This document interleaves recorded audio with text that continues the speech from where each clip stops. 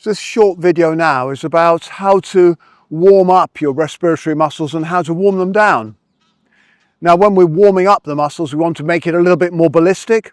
And when we're warming them down, we make it calmer and slower and a little bit more static. That's a kind of good way to operate. So one of the things you can do is put a TheraBand, for example, around your diaphragm and just, diaphragmatic area, and really feel the belly and the lower ribs opening on the inhalation. You could take that up into the intercostals a little higher with some TheraBand wrapped around to give you a little bit of resistance against those muscles. You could use your hands on the muscles. You can breathe in, do any of the practices we've done where you're breathing in and then pulsing those muscles into your hands. But that low intensity respiratory loading can be really beneficial. And remember, when you're warming up, make it a little bit more ballistic. When you're cooling down at the end, make it gentle and slow, and just feel into those muscles and let them know that they're changing from the activity you're doing into the next aspect of function. Another practice I find really useful is Ujjayi breath, which we've covered a little bit, which is where you create a resonance, a sibilance in the vocal cords by lifting the voice box.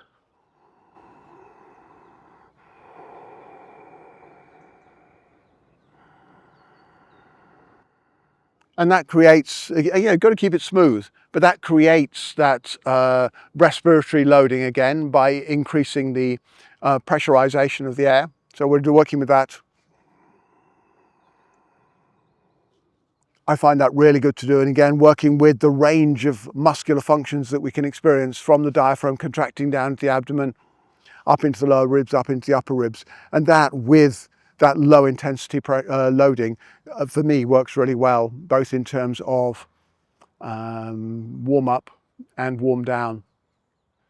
Of course, another piece of the puzzle that can work really well is breath holding. And as we've seen, there's some evidence that breath holding before a race really makes a difference in terms of, the capacity of somebody to get those marginal gains. So breath holding can be a really good thing to do. And remember, when you're breath holding in the warm up and the warm down, you're not pushing it. If you're working with the warm up, for example, you want to be just gently holding the breath, building that oxygenation in the muscles ready for the work to be done. And in the warm down at the end, it's really useful again. If you've done some good cardio work, then you're going to be breathing hard to recover the oxygen debt. So once you've shifted enough carbon dioxide out of the blood, it's really good to start controlling the breath. Take it out of oral. Don't let it become oral. Take it nasal. And start adding in breath holds when you can, because that's going to increase the oxygens into the cells and shift through that oxygen debt much quicker using that principle of the Bohr effect. So that's a kind of really nice little practice again for the warm down, is to add in those breath holds. So you've got the breath hold possibility beforehand to build up oxygenation in the muscle tissues, and also then, of course, at the end to build up oxygenation for clearing the oxygen debt.